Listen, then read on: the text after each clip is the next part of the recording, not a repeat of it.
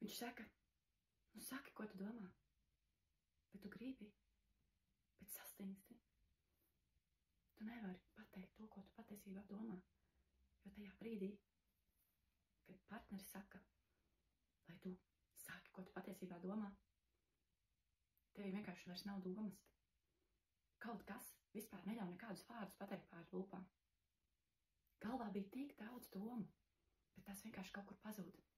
Un viņš kļūst dusmīgs, jo tu neko nesaki.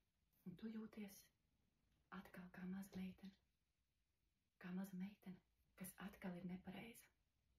Nepareiza un nav pietiekoši laba. Un zini, tas nav vājums.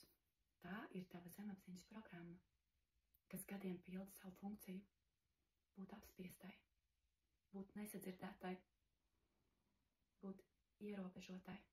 Tā sajūta, kas tevi pārņem, tas ir tavas zemapziņas pieprasījums. Lai arī cik loģiski tu gribētu runāt un domāt tādos mirklos, tev vienkārši tas neizdodas. Tava zemapziņa ir spēcīgāka, un viņa bremzē. Un, diemžēl, tu to nevari ietekmēt ar gribas spēku vien, tāpēc nebaidies izmantot speciālistu palīdzību un pārprogrammēt to, kas tev vairs nekalpo. Pirmkārt, jau sajust to sevī un nekautrēties jautāt pēc palīdzības.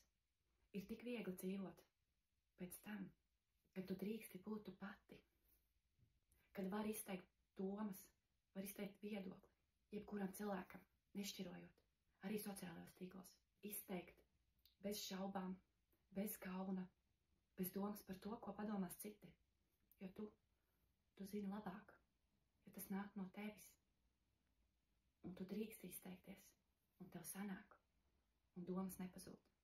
Kad vairs nav jāspēlē lomas, vai jāizturas pareizi, šis viegums kādreiz arī man bija svešs. Tagad tas ir mans jaunais pamats, un es zinu, kā arī tu līdz tam vari nonākt, un es varu tev palīdzēt.